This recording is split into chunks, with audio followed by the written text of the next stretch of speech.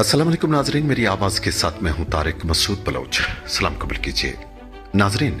ज़िले में अमन व अमान की बहाली हो या कि ज़िला केच में और लोगों के मसाइल हों, इनके हल में लेवीज़ दस्तों के किरदार यानी कि जो हमारी जो लेवीज़ फोर्स है, इसके किरदार को नज़रअंदाज हम तो करते हैं। हम भूल जाते हैं कि ये कितनी बड़ी कुर्बानी के मरहल से गुजरते हैं, कहाँ कहाँ कितना जतन करते हैं, कितनी काविशें करते हैं और लोगों की जान और माल की हिफाजत के लिए, लोगों को अमन व अमान की फराहमी के लिए इनकी कुर्बानियाँ होती हैं। हम तस्लीम करें या ना करें, कहीं ना कहीं लेवीज़ के दस्तों की बड़ी कुर्बानियाँ हैं। और नाजरीन, इन्हीं कुर्बानियों के एवज आज डिप्टी कमिश्नर केच हुसैन जान बलूच ने लेवीज़ के अपने जवानों को कैश प्राइज दिए, उनको इनामत दिए, उनकी बेहतरीन हुस्न कारकर्दगी की बिना पर उन्हें इनामत दिए।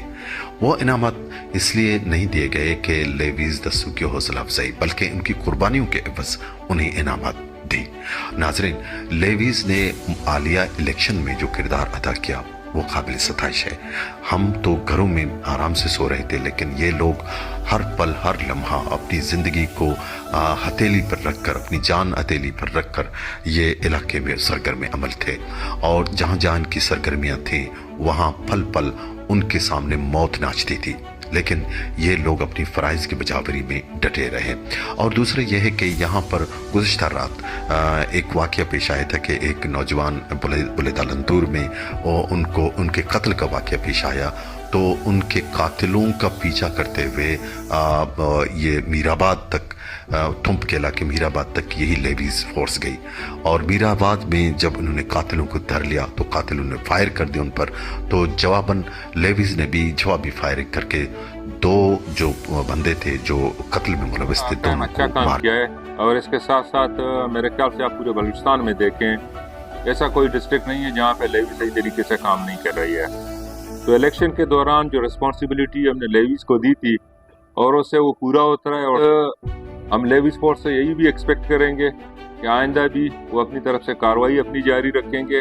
और ख़ास तौर पर उनका जो काम है जनरल क्राइम को किस तरह से कंट्रोल करना है, और इसके लिए वो दिन रात कोशिश कर रहे हैं और दिन रात पेट्रोलिंग हो रही है ताकि लोगों की जान और माल की हिफाजत हम उनकी जान और माल की हिफाजत को यकीनी बनाएं।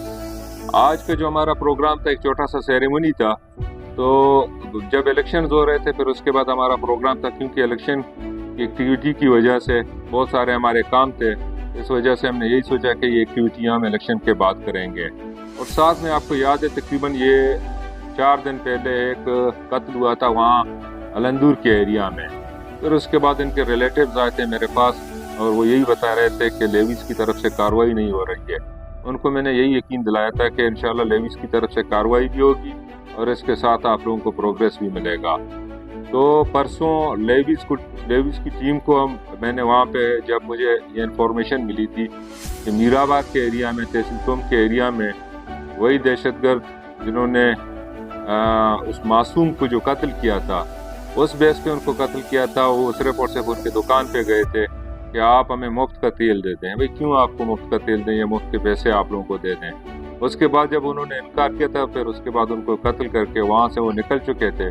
जब हमें इन्फॉर्मेशन मिली थी, इन्फॉर्मेशन के बाद लेवीज़ की टीम को हमने रवाना किया था। फिर फायरिंग के तबादले के बाद तकरीबन 1.5 मिनट तक फायरिंग हुई थी। उसके बाद दोनों दहशतगर्द मारे गए थे। तो इस बेसिस पे हमारा जो काम है कि लेवीज़ का जो मोराल है उसको आप करें, और इसके साथ साथ जो जवान, जो ऑफिसर दिन रात काम करते हैं, दिन रात पेट्रोलिंग करते हैं आवाम की जान और माल की हिफाजत के लिए, तो हमारा भी फ़र्ज़ बनता है कि हम उनको अप्रिशिएट करें और इसके साथ साथ उनको लेटर ऑफ कमेंडेशन वगैरह इनको